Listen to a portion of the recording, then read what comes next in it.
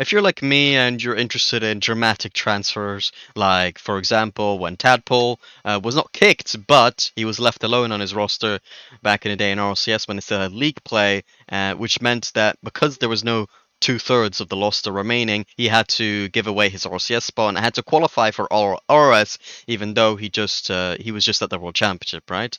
And another example being with RBG, they had just promoted to the RCS.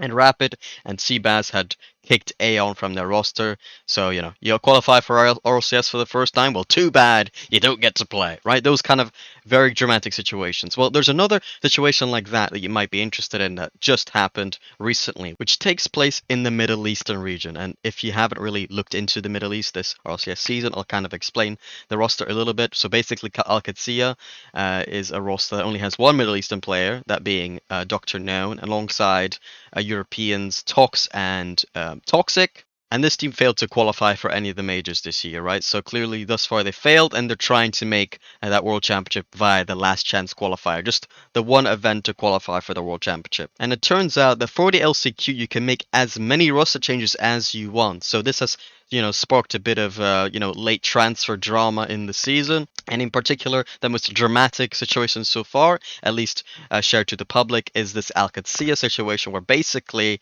and I don't know if this is due to Qadsiah or either side of the players really, but basically we've ended up with two groups where this is DrKnown has his own roster, his Middle Eastern roster, and Toxic and Tox have their European roster with Rezears. They've formed two different rosters, right?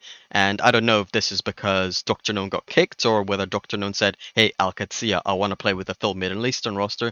And basically what Qadsiah have said is, all right, we're going to, put these two teams against each other, and whichever team wins gets to play for Qadsiah in the LCQ. So they did 3 best of 5s, I believe, and the Middle Eastern team actually won 2 of the 3 best of 5s. So apparently Tox tweeted this. They told us whilst we were literally on holiday, had to play with 2 scrims as a team. So I guess maybe you should take these results with a pinch of salt as to which team is better. But then again, I don't know the validity of this statement either. But I kind of feel like he doesn't have a reason to lie.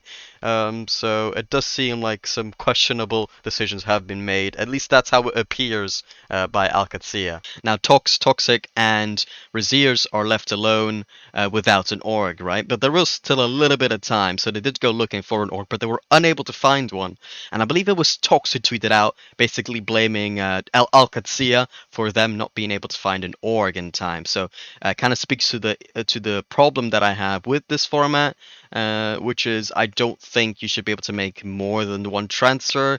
Even then, I'm not sure I'm a big fan of transfers at all, just for the LCQ. I kind of devalues the season a little bit for me, but at least that's a little bit debatable. I guess the more important thing here is that this European team that are no longer under an org and are not living in the Middle East are actually going to play in the Middle Eastern LCQ for Worlds, which is pretty interesting because they are in Europe, they are European players, so maybe they would play in Europe, but they're not going to do that. To be fair to them, it's probably slightly easier to play in the Middle East. The competition's slightly weaker, so they'll probably play for that reason, right? But it does kind of stop me from empathizing with them too much in this whole org fiasco, whatever you want to call it. They've been put in a bit of a, not optimal situation, right, where they've been kicked right before the LCQ, which is not nice, but they are still playing from EU in the Middle East. So I'm not exactly going to support them, although I do empathize with the org situation. As a team, I'm not going to support them as a whole in the Middle East. So yeah, that's kind of the drama that's been happening recently with Qadsiah, Tox, DrKnown, and all the players involved. But anyways, thank you guys for watching. What do you think about the whole drama and the LCQ rules? Anyways, I'll see you later.